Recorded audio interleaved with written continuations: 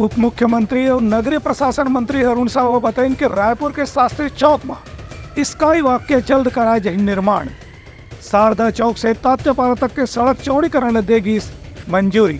प्रदेश के उप मुख्यमंत्री और नगरीय प्रशासन मंत्री अरुण साहा आज विधानसभा की कार्यवाही के बाद पत्रकार मिला जानकारी दी कि पिछले कांग्रेस सरकार के कार्यकाल में हुए स्काई वॉक के निर्माण के अनुमोदन के बाद वो काम फिर से शुरू करे जाही और पुराना दर से ही पूरा स्काई वॉक के निर्माण कराया जाही। एक संगे संगे शारदा चौक से तात्यापारा चौक तक के सड़क चौड़ीकरण के बहुत लंबित मामला जो रही से ओकर भी आज मंजूरी राज्य सरकार के बैठक में देगी। एक कलेक्टर के अध्यक्षता में एक समिति बनाया जाएगी। वह दोनों साइड कितना भी रोड में तोड़ फोड़ होना है, सरकारी जमीन कितना है, निजी जमीन कितना है, एक आकलन करे के बाद मुआवजा की दर निर्धारित करी तो लोगन मल्ला मुआवजा की वितरण करी। रायपुर शहर की दृष्टि से दो बहुप्रतीक्षित निर्णय थे।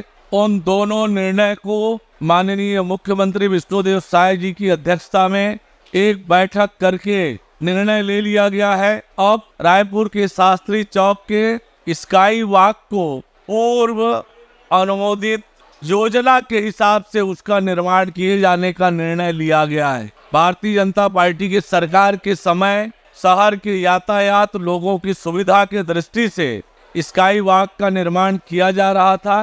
कांग्रेस की सरकार बनने के बाद उसे रोका गया था। अब संपूर्ण रूप से विचार करके स्काई वॉक को पूर्व अनुमोदित ड्राइंग डिजाइन के अनुरूप निर्माण करने का निर्णय लिया गया है। इसी तरह से एक और महत्वपूर्ण निर्णय उस बैठक में लिया गया।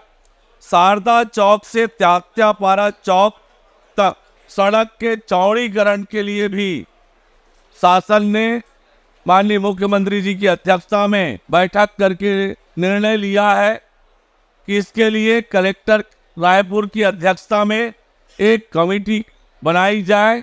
कमेटी मार्ग के चौड़ीकरण के लिए विस्तार से परीक्षण करेगी कि कितने जमीनों का मुआवजा देना होगा, कितनी शासकीय जमीन है और चौड़ीकरण के लिए कितनी जमीन की आवश्यकता होगी। इन सब बातों का विस्तार से परीक्षण करके 30 दिन के अंदर अपनी रिपोर्ट देंगे और उस रिपोर्ट के हिसाब से उस मार्ग के लिए आगे का काम किया जाएगा।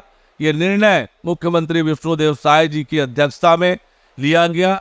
उनकर के नेतृत्व की बैठक में रायपुर के सांसद ब्रिजमोहन अग्रवाल समेत स्थानीय विधायक घलो अपन सुझाव दी। Bureau report Uttarakhand news.